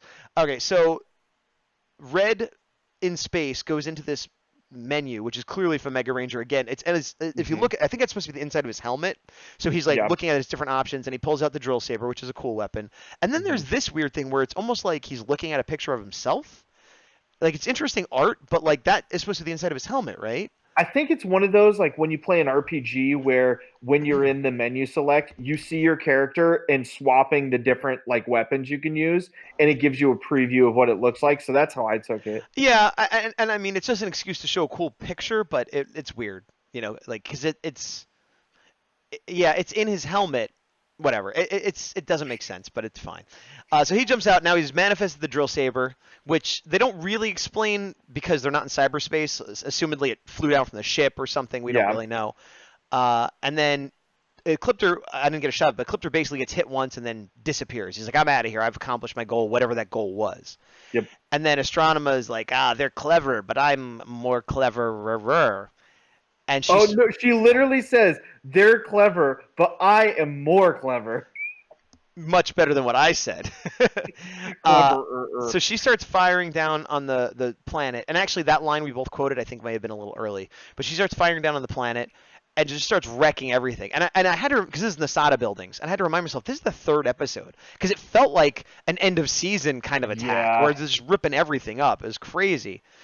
And so they're like, whoa, Ecliptor left, we got to get out of here. And there's some real, and I understand this is all Mega Ranger stuff, but there's some really cool shots of them just barely outrunning the fire where I'm like, Yeah. this is practical effects, this isn't CGI.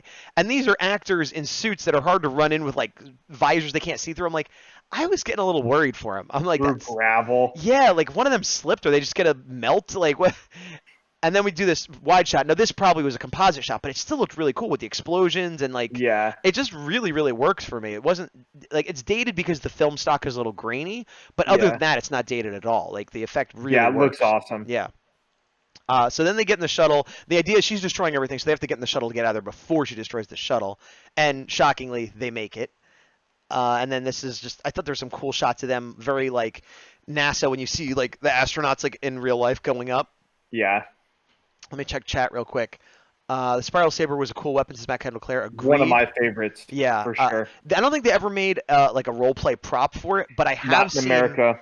they had one in Japan. Was it small though, or Yeah, so it fit. As far as I know, it fit with the blaster that they have because Okay. in America they made. You could do a one shot really quick. Oh. Knowledge zone. So in America, and I still Bigdawg have knowledge these- zone. I have these weapons somewhere, but they did the blaster that they had that you could slide the top off and use them as two blasters, or I sometimes would use it as like a little hand blade when I was a kid. But they had a 4-pack of the, I want to say like in space cannon. I know that's not right, but it's the 4 other weapons combined. And they had the Pink Ranger's little satellite weapon red, just because for whatever reason, American toy companies had an adverse thing of making things pink if they weren't Barbie. But those toys were really cool. And then those you can make the different like combined blaster combinations where you could put the axe in and then slide the other piece on top and have a little blaster. And that was super cool. And I played with that all the I time. have as a seen kid. that. Yeah, we saw that at a toy show not too long ago. It's pretty cool. But so there was a Japanese Spiral Saber that wasn't to scale with like an adult. But I have seen Christopher Kaminley, who plays Andros the Red Ranger, has a full-size Spiral Saber that somebody, I guess, built for him or that he built. I don't know where he got it, but he shows up at shows like, ah, ha, ha, and it looks pretty awesome. And I wonder if that's something that, going back to the Lightning Collection of Hasbro, not immediately, but I could see them maybe getting to that possibly. That'd be so cool. Let's check chat real quick. When does Power Rangers actually make sense, says Dolly Girl. True. I always say, like, it's fine if it doesn't make sense as long as you're entertained and don't think about it till later. You know? Baja Bug, my favorite anti-ranger was from Galaxy. Lost Galaxy. Do you mean Magna Defender or do you mean one of the actual villains? Probably Magna Defender. Magna Defender is awesome. I wouldn't really call him, I guess in the beginning it was kind of an anti-ranger. Magna Defender himself is an anti-ranger. Mike is a ranger. True. Fair enough. Okay. But it also had good villains in that season too, so I'm not sure. It could be either way. There's the guy I was talking about recently, Trakina's like mentor, who I keep forgetting his name. Yeah, we're terrible. Yeah, that's fine. The real Babu talking about the fire. That fire is kind of close. And then Matt Kendall says, Steve, the fire was hot on their tail. LOL. So Babu is like, wow, I hope they're okay. And Matt Kendall is like, ha ha ha, maybe they're not. Pyrotechnics. Matt Kendall Quadro Blaster was the 4 combo weapons named Defender. There you go. Yep. And then Baja Bug is saying Magna. He said Defender. I thought he meant you, but Magna Defender, which is where you get your name from, obviously. Villamax. Villamax, thank you. I'll forget that next week, too. But that was Trakina's mentor. Thank you, Matt Kendall. All right, so they're taking off into space. Wow, we're coming up on an hour, so we definitely got to move it a little bit faster. Hustle, hustle, hustle. Yeah, so this is where she says, oh, they're clever, but I'm more clever.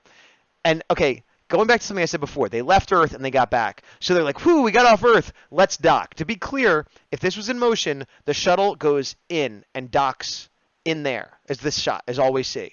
She fires the beam down. Ecliptor gets big, using forced perspective. And then the next shot is the shuttle coming out. It's the same shot in reverse we just saw. Now, there isn't a scene where they go in and repair something or flip a switch or have to tell. They literally just, woo, park. All right, time to go. Why? Why did they park at all? So I will be an apologist. Okay, do it. So the shot they used forward and reverse was bad, but they had to do some stuff to the shuttle so it could turn into the Megazord. Why? They had Wait. to dock them. Did they say that, or you're just making this up? No, earlier when they had the different tools they needed, Mhm. that was, I think Matt Kendall somebody in the chat had said, oh, they need to get tools to repair the shuttle so they could turn Right. it into the Megazord. Because Okay. it had the capabilities of being the Megazord, but it couldn't do it, and that's where the shuttle was the final piece. So we're supposed to assume they parked, made major repairs, and then pulled out that quickly? Or they needed it to be in place to kind of activate the Megazord formation sequence. I don't know. Like That's the not doing way it for me. the way I'm thinking about it is like putting an a USB stick into a computer for it to be able to do something.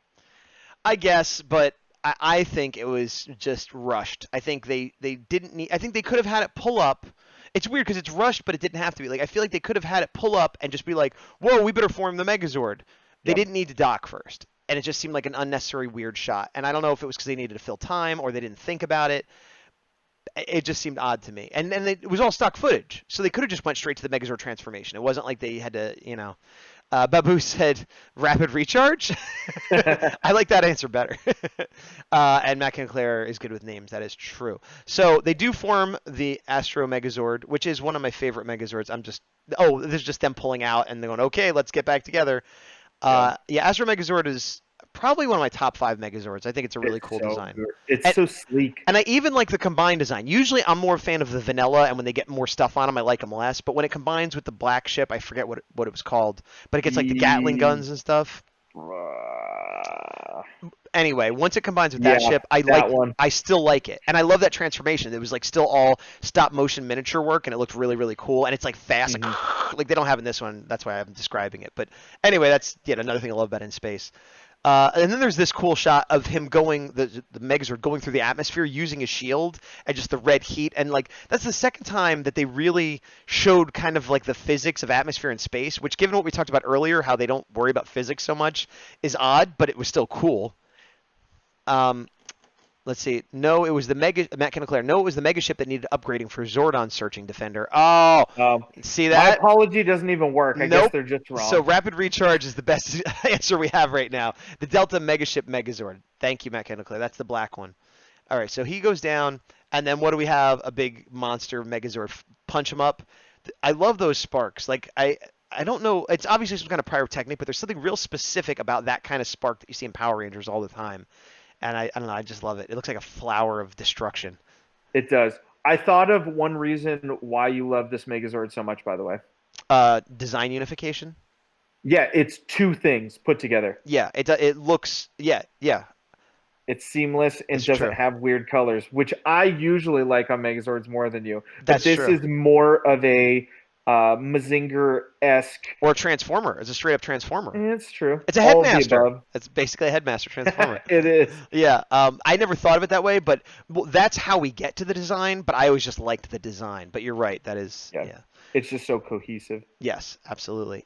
So then Ecliptor pulls this, I put a kaleidoscope thing on there. Not a kaleidoscope. What do you call those things where you look like this? Is it a kaleidoscope? I think it is a kaleidoscope, yeah. All right, so he put a kaleidoscope on the lens. And but what's interesting is very rarely do we see this use, but all of the Mega Rangers and by default the In Space Rangers have in their forehead. This is yellow. That little black spot up there is like they'll light up, and they each have their own little special powers in there, and you don't see that often. And they're like, oh, we don't know which one it is. Use call it like insight or something like that. And then this is her point of view again from inside the helmet, very Iron Man, like do do do do do, and she finds it, and then she's like, that one, and you can still see it kind of glowing in her head. I don't know. It's just interesting whenever like different Rangers abilities where it's not just, hey, we have spandex and we have no karate. Like when there's specific distinctiveness, like the way Jungle Fury fights with their like the spirit animal stuff, the way these guys have the things. I always like when they put something special on the different Rangers as opposed to just a suit and karate. Yeah, I agree with this. Where that was also really cool about the toys for both Mega Ranger, I believe, had this too, and for the American toys, where the light up feature was the individual thing in the helmet. Yeah, I've struggled with that because I don't have that version of these figures, and from what I remember, they're really buff, which I don't really like, but I am a sucker for light up features, so I'm like, ugh, I don't know what to do. They burn out faster than you would like. That's also what I thought, because I saw some Lightspeed Rescue that had a similar gimmick, which made less sense, but I still, I like light and sound. But with the Lightning collection, I'm just going to wait. And plus, I have my In Space figures. I got one right here because I was working on him earlier. So I already have my muscular versions I could wait Minus for the silver. what's that? I said Minus. Well, silver. they didn't release silver, obviously. Otherwise, I would have. I know. That's what I'm saying. So they do this. Oh, wait, let's check chat real quick.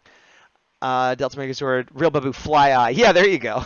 It's like a Fly Eye, but it is a Kaleidoscope. Confirms Baja Bug. So then, going back to weapons, he pulls out his like digital sword, but then it turns into a whip, which again makes a lot more sense if this is all digital that it can turn into anything. But then again, it's Power Rangers, so magic, science, all the same. Disbelief. Yeah, but I did think this was a really cool shot where he's like kind of like Space Indiana Jones almost. Yeah. And then he gives him a Hia, and that's the finishing blow.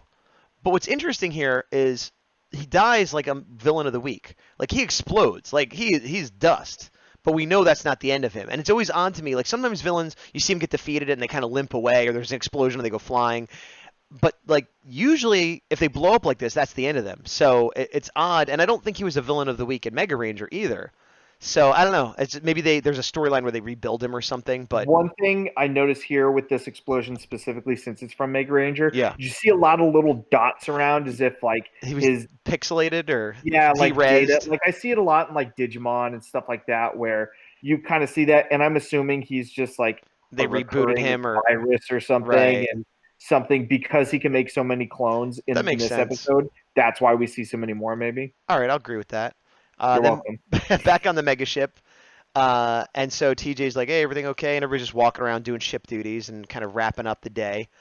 And then Ashley comes up, and again, kind of, she's into. I didn't remember her being into him so early on, even though she's like, "You're a jerk," but she's also kind of into him. I guess she just likes jerks, like. Yeah. But she's like, at his reaction, like when I first watched this season, I wasn't a big fan of Andros. And I chalked it up to liking TJ a lot. Kind of like I'm a Doctor Who fan. And when Matt Smith replaced David Tennant, I didn't like him because I like David Tennant. And over time, I'm like, oh, I like him. I just didn't like him because I like David Tennant. Yeah. So I thought I didn't like Andros because I like TJ. And Andros does grow on me by the end of the season. But watching it again, I'm like, no, he is kind of a jerk in the beginning. Yeah. It's not just because I like TJ. He is actually kind of a jerk because everything else we've seen. And she's like, hey man, good adventure. Would you like to go play some pool with me? And his response is, what's pool? He doesn't even say what's pool there. He just breathes out. He doesn't say yes, no, sounds like fun, I guess, nothing. He literally goes, it's like, who does that? Like say yes or no. He's a grumpy old spaceman. Now, let me ask something. I feel like when we first met, you really liked Andros. Like, wasn't he one of your favorites? Yeah, so here's the thing. What is the thing, Bigdawg? All right. Here we go. One shot, knowledge zone. Well, I'm going to do a 2-shot because I want to see what you got to say. All right. Well, I'll still lean in nice and close for the kids at home. Oh, then I'll back up. So I'll give you I loved In Space as a kid, and I loved Andros because he had the first Battleizer, he had some of the cooler Zords, and he had a really cool arc, especially toward the end of the season. As I got older and thought about it more, I was like, oh, he was kind of a jerk. He definitely underappreciated TJ and everybody else on the team. And overall, he was kind of a complainer and went against most of what the team wanted because he was selfish in his search for Corone. So this episode specifically highlights, why'd you do that with the hot sauce? Oh, no, because you're a jerk. Okay, so, I have a question. I understand and agree with everything you're saying. A lot of the way you're describing him is kind of the way a lot of people describe Jaden from Samurai. So, who do you like better, Jaden or Andros? Andros, 100%. You didn't even have to think about it. No. Did you finish Samurai, though? I did not. Okay. But having not finished Samurai, this is what I want to keep in mind. Andros also, if you just compare them side by side, Jaden's backstory, he's just a whiny complainer who is entitled. Andros at least had a lot of crap he dealt with. That's true. That brought him to why he's grumpy and why he is. But Jaden's a better fighter.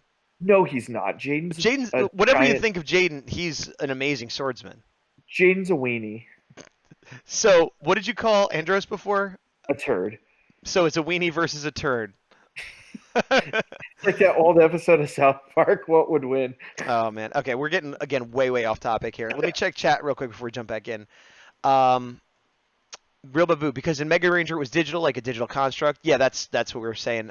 Matt Claire says you're close there, Gaz, about Ecliptor and Mega Ranger, but that's all saying that. Okay, well, thank you. That's a Thank you. perfect response. Appreciate it. That I know what you meant. Dolly Girl says perspective. You grow up, watch again, and your opinion changes. Sure. Yep. And to be clear, like I said, he grows on me by the end. But for me personally, I saw it in space as an adult or as a semi-adult. I wasn't like a kid when I saw it, and so again, my thought was, oh, I don't like him because I like TJ. But watching it again, it's like, no, he definitely. And again, I guess he grows by the end, but he definitely had a ways to go before he got there. Which again makes it weird that he was the leader. If by the end TJ's like, you know what, you can lead the team, it would make sense. But it's like he gets leadership ability or leadership responsibility before he has ability. I don't know, whatever. The thing with TJ, and I've learned this having rewatched Forever Red more recently than watching most of In Space, is TJ is so humble. Yes. He thinks everybody is the greatest and is like the Mr. Rogers of Power. Yes. He has nothing but great things to say about everyone. Yeah. Even people who you're like, yeah, I don't really know. Like Bulk and Skull defends them. Yep. Every other Red Ranger, he's like, oh, you don't know this guy? This guy's the original Red Ranger. He's the best. Oh, Andros, he is the one who guides the Astro Mega Ship, and he's great. Oh, man, I remember Tommy. I took over for that guy. He's pretty cool. Like, he has nothing bad to say about anybody and is a gem of a person, and we didn't appreciate him enough as children.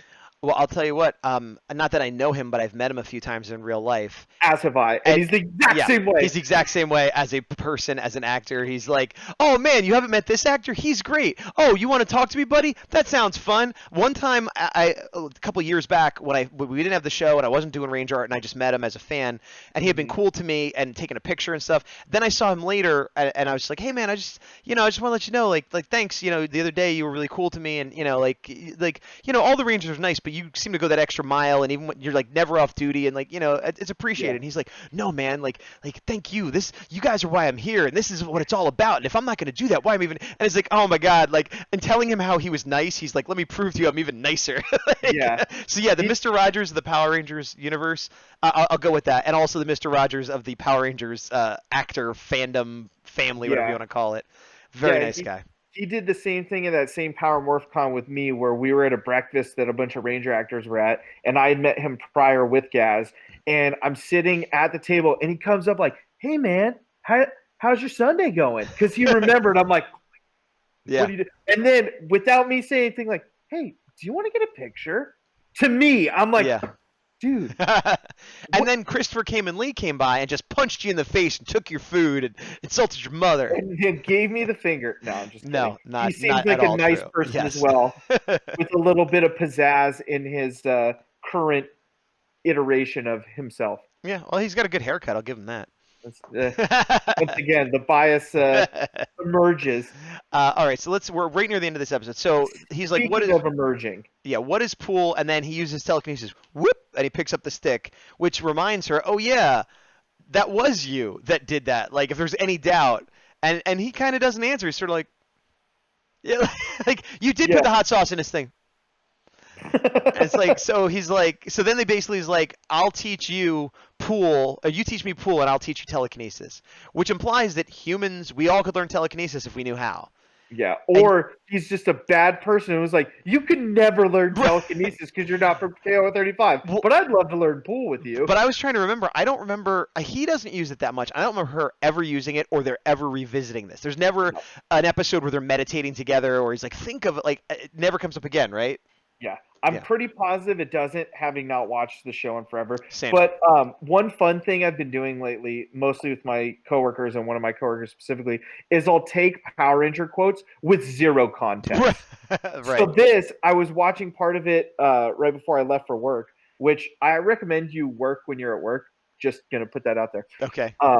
But I had this, and I turned to my coworker who's watched the show a couple times, and I go, all right, new Power Ranger quote. I'll teach you pool if you teach me telekinesis. Deal. And he goes, what? I'm like, yup. Now you got to use that when you go into a pool hall and just use it on random people. Just play a game and just get hustled. And it's like, I'll teach you telekinesis. You You teach teach me me pool. I backed up to this shot because the real Babu says that shot, he looks like he should be a member of Hanson from Mbop from the 90s. Oh, dude, fourth Which member. I could see that. I think this predated Hanson a little bit, or was It's it right around right the around same that era. time? Yeah. Hanson, I believe, was 97, so this may have There you actually go. come out after Mbop. I wonder if he had that haircut and that's part of why they hired him, or if they're like, hey, grow your hair. He had it beforehand based on photos I've seen. But then they put the streaks in it. You know, it's funny because he has kind of a mohawk haircut now in real life. Let me go back to his hair. Before I watched this season, I would see small pictures of him, like they were everywhere, small pictures of him. No, but like thumbnails and stuff on the internet where I wasn't really looking.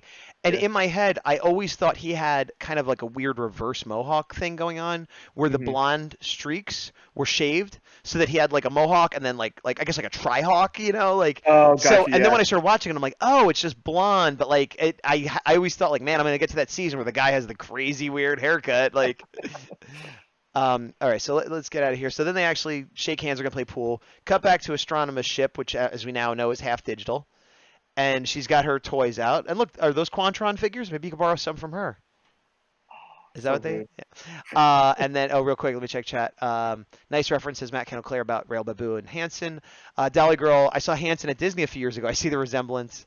And then Matt Kennel-Claire, Andros did use telekinesis a few times. I believe Zane knew how to do it as well, but we never saw Andros teaching us to Ashley. Well, that makes sense that Zane would too, if they're from like the same planet, or at least they worked together or whatever. Hanging out in space, like, oh, what are you doing? Want to learn telekinesis? All right. You gonna teach me pool? Because that's the What deal. is pool? What is a milkshake? What is a milkshake? Easiest way to get through pranks is just repeat, like, not knowing what somebody And walk says. away quickly. Yeah, did you just put chlorine in that pool? What's a chlorine? pool? Different answers to the same question. The main thing is that you walk away before you get the answer. I'm a little delayed on Twitch, so I'm just looking. I'm like, did he legit just leave me? All right, so she's like, I got a new plan. Oh, look, I have this turtle here. Completely never seen it before, completely unexplained. Somebody And had it's a live toward it. yeah, somebody had to go get that turtle for this shot. And then she says to Elgar, you know, like, home in on New York. And he's like, anywhere specific? And she's like, the sewers. And he's like, and he gets really happy. He's like, hey, sewers! I love the sewers! For whatever reason. One thing yeah. before they move on, if you go back 1 or 2 frames at this point, I like how on the wall she has multiples of her staff, which we haven't really seen too much before. That's true. That's kind of foreshadowing because she does use that later, or at least holds it. Mm-hmm. And then some kind of dagger. Yeah, it definitely paints her. Modes too. Yeah, it definitely paints her as a warrior first. Like she's a leader, but she's a fighter. And also, I didn't even notice this because she changes her hair so much. But she changed her hair since the beginning of the episode. She has a completely different wig on because it was pink earlier, or purple, or whatever. And like I always imagine that happening in between different episodes, but I guess it happens between scenes sometimes. I wonder if there's a character in Mega Ranger that she kind of takes after, that because it's digital, she's just always changing her appearance. To try to blend in, maybe. It's almost like we should watch Mega Ranger.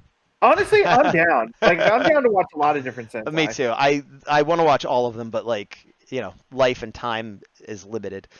Let me check chat real quick. Andros did use telekinesis. Oh no, we already said that. Real Babu, the turtle might have belonged to a crew member. And in Mighty Morphin Power Rangers, the snake that Zed turned his staff into was a crew member's pet. Oh, interesting. Nice. Good knowledge zone, Babu. Thank you. And so then she shoots down there, and it hits a sewer. And what comes out of the sewer? The Ninja Turtles, the very thing. Pew pew. Da-da-da-da-da, da-da-da. Now, I got a lot to say, and we were like over an hour. So I know. I don't understand what happened here. Did she create the Ninja Turtles? Did she just teleport them up from the sewer to the surface? I believe Okay, so. that's kind of what I feel, but like it makes it seem like she's gonna like make her monster grow or pull him from another dimension or something. But it makes it seem like the Ninja Turtles lived in this world, and she was just like, "Here's a beam that'll put them on the surface," which. I believe she just took them out of the sewers Right. up top in New York. But also, I don't know if part of an episode of Ninja Turtles ties into this. I don't think so. I mean, they might. I need to see if it's on Netflix, Because if it is, I might look You- for our sake. You can find it's Teenage Mutant Ninja Turtles: The Next Mutation was the show that was on at the same time, and it was Correct. produced as an American Toku show, very much like Power Rangers, but with American footage. Mhm. And that was why there was the crossover, because Saban had the rights to both at the time. I don't know. I feel like Shout Factory or somebody put out a DVD, but I have found episodes on YouTube that are kind of like low quality, but just to like get an idea of what it was. Really? And yeah, and this was something I was going to spend time talking about, but I think I'll wait till next week because I watched the first episode, having never seen it before. You never watched it? No, I thought I had, but I think I just seen this episode. So it's so just. I know it's not that good, whole but series is a lot it's better than I thought it would be. I will say that, the first episode at least. because But you thought it was just going to be hot garbage. yes. But I think we'll get into that more next week because we're gonna have more turtle stuff next week. But for this scene, it basically seems like they exist in the world that the Power Rangers exist in, and she just teleported them up to the surface, ostensibly for some like the next phase of her plan, but really just so that we as the audience could see what she's planning. And then they're very much like, "What's going on?" And their lip sync is not good, which I do remember the lip sync being terrible. They're like. They're not even doing the flaps correctly. Wow, you were really close to the screen here, man. Yeah, because I want to tell all of you Okay. that it's on Netflix. Oh wait, that's me. Go ahead.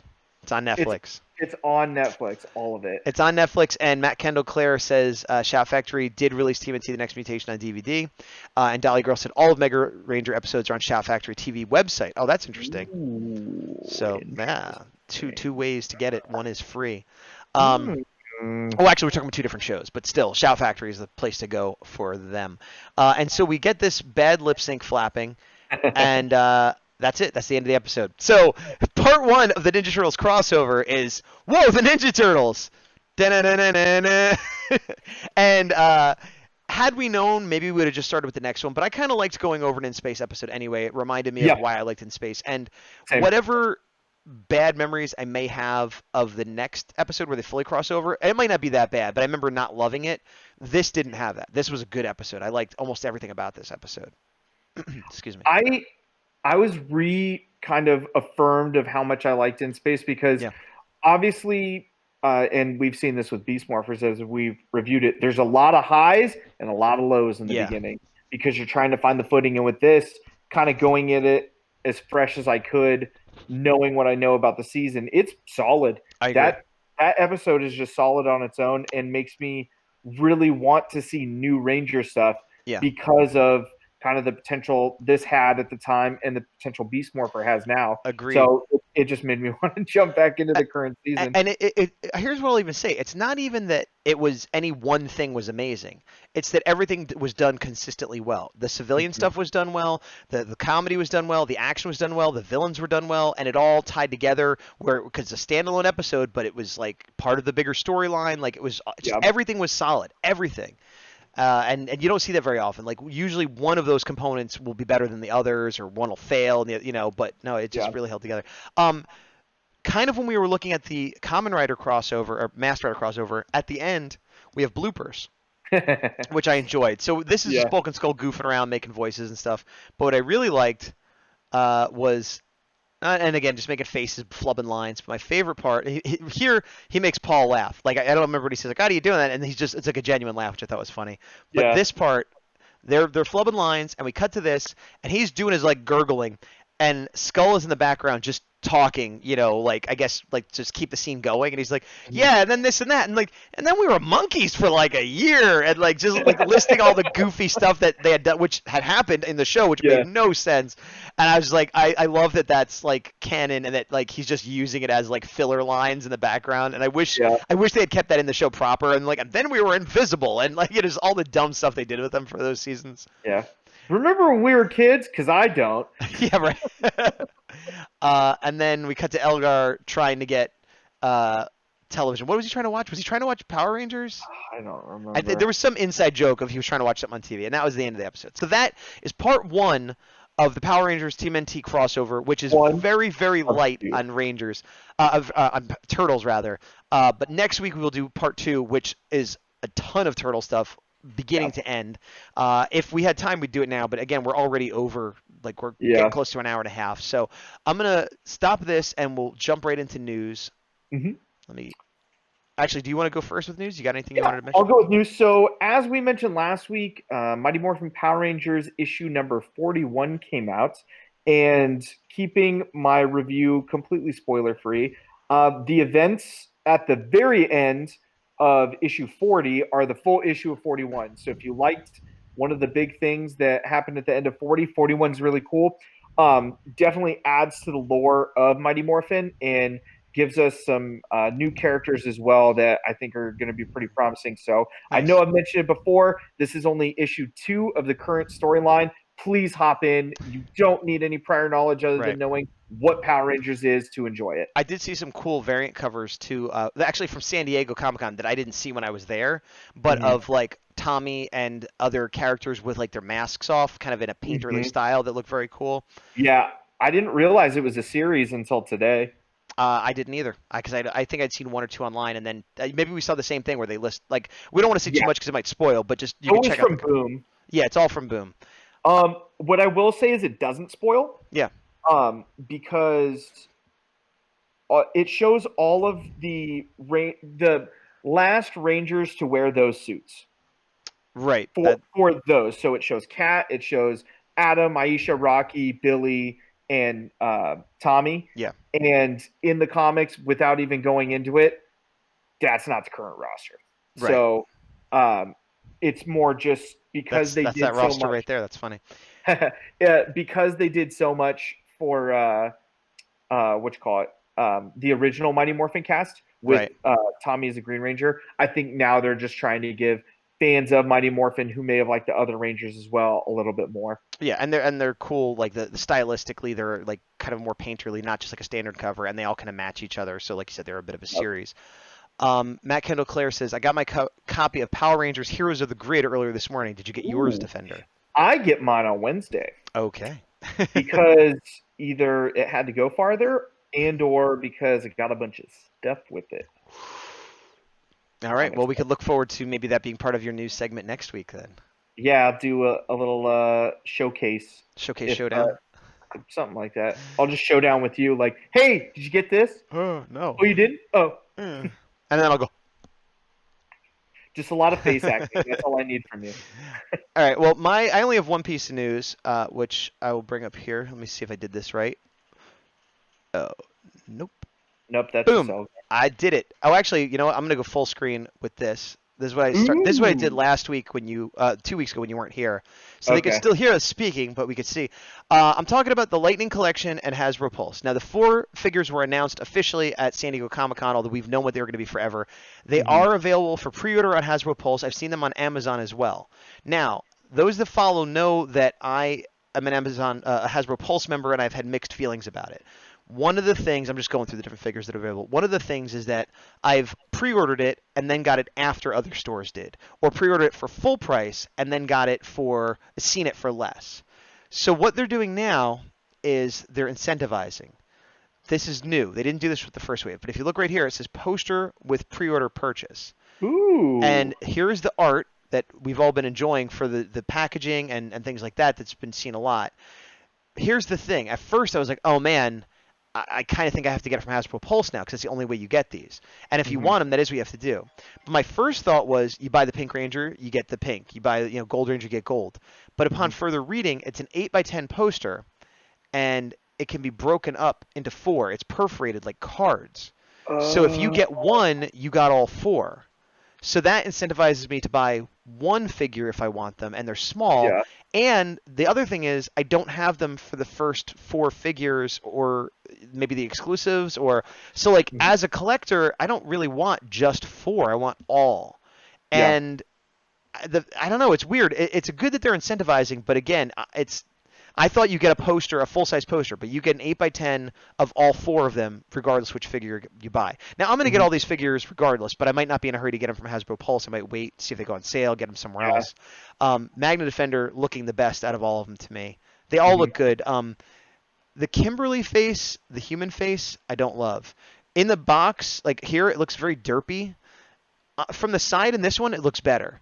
And I feel like I saw a promo pic from early on in Mighty Morphin, and that's probably where they got the image from. Yeah. But The likenesses, the figures I love, the accessories, the proportions, everything about them, but the likenesses have been mediocre for me. As I mentioned when I was interviewing with Brendan Mejia, Hmm. I'd rather have them than nothing, but I don't think they're doing like the real photo scanning like they've been doing with Star Wars and like they've been doing with Marvel movie figures. So maybe I'm just spoiled, but as much as I like these figures, I think the likenesses of the humans is where they're failing. And here's the 2-pack, which again, this 2-pack has the art of the Putty and the Fighting Spirit Green Ranger, but this one doesn't come with a poster. So it's sort of like a half measure where it's like, well, it kind of Yeah. gets me to want them, but not fully. Wow, sold out already. Yeah, this will be available other places, but it is sold out for pre-orders here. Interesting. And people are going to want to army build the putties, but how many Green Rangers do you need? So the question is going to be, will they release the putty separately, or is this the only way to get it? In which case, it's going to be tough to army build. So I find it hard to believe. So what I will say yeah. as a terrible toy influence on everyone involved is that if you're going to get multiples of You got a the one-shot. 2-packs, then thank you. If you're getting multiples of the 2-packs, my rough estimation is you need 2 plus putties. And for the Green Rangers, you have a couple options because of the in-continuity lore. You have one where he's helmetless, and you could have another that is exclusively the evil Green Ranger, who I think was Tom in one of the episodes where he fought White Ranger, and you can give him the Sword of Darkness, and then you kind of just have a Sword of Darkness lying around. But won't the And you have helmet be the wrong color? Would what? The helmet will be the wrong color because it has the Yeah, silver. but one of them I'm saying you just don't use the helmet. So No, one you have just civilian Tommy head, Right. and the other one you have Fighting Spirit. Right. And then the third one, if you're bold, you scrape paint it off. over it with green or scrape it off. Right. But I would assume that they're going to release a normal release at some point. But I'm the type that I will get this 2-pack and hope they release other putties and be okay if they don't, because I don't see buying. It's $40. Like, I don't need 3 Green Rangers. Like, that's crazy. I don't think it's going to be incredibly difficult to get rid of Green Rangers. It would be difficult to get the full $20 retail price that you're paying for it. I think you can get 15 or more depending on the demand for the Green Ranger. Don't follow the Bigdawg's advice if you want to keep your money. I'm Follow a terrible the influence, you are.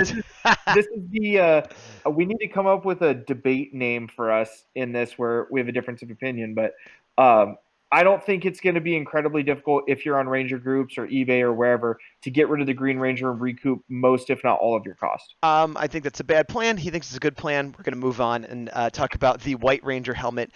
Previously, there was the red and the green, which were released from Bandai. They didn't release the white. We have the white. There's some debate about how different it is from what has been released before. At a glance, it looks better. I don't know that anybody has them in hand yet.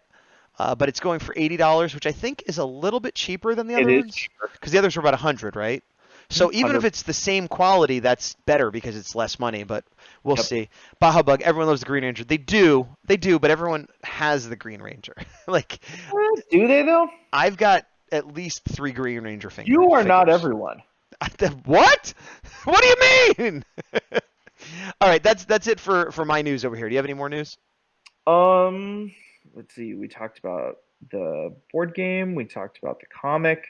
I think that's about it for me anyway. No, that's good because like I said, we're like at an hour and a half. We're really cruising. So I would say, if you haven't already, check out the interview with Tracy Lynn Cruz. She's a very lovely person. Brendan Mejia, previous to that, all on the YouTube channel. I'll put up the link again. There's my YouTube channel. We also put these up the next day. If you're watching it there, thank you as well. Thank you for everybody that's been hanging out in chat, whether you are lurking or participating. I'll throw up all my little links here so you can find us in the Facebook group. We announced that we go live. We try to go live 5 o'clock every Monday, Pacific California time. Sometimes something comes up and we have to go a different time. And then the next day it'll be up on YouTube. The interviews are their own thing. And, we don't have anything big coming up. Next week we're going to do part 2. Beast Morphers is supposed to be coming back in August, but we still don't have a date. And like I said, there's a possibility we might go to a convention again, and we'll have more news if that pans out the way it's supposed to. But I will say this too. When we went to San Diego, I had thrown up, hey, if anybody has any questions for any of the actors that are going to be there, let me know. And I didn't get a lot of response. And that's fine because I have plenty of questions. The Bigdawg has plenty of questions. But we might be in a position again where that we might be able to ask questions and do little interviews again. So again, reminder, if you know of a convention, actually one convention we'll definitely be at is Silicon Valley Comic-Con. Yep. And that is going to have some Ranger actors at it, including Austin St. John. Don't know if we'll be able to talk to them, but if you have any questions, comments, whatever that you would want us to try to get to them, Yep. throw it down in the comments, throw it on the Facebook page, wherever, and we'll do our best to get it to them. Yeah. I think that's about, let's see. My Dolly three Girl. things I was going to say for either the YouTube playback tomorrow or on the Facebook chat is any questions you have for any Ranger actors put up, your thoughts on the Green Ranger Putty 2-pack and how you should purchase them, and also any guesses as to who you think might be the next interview that Gaz is going to Oh, that's a good one. Yeah. Feel free to put that down, and we can see if anybody's hunches are right on time. That's very good. I didn't even think of that. That's very good.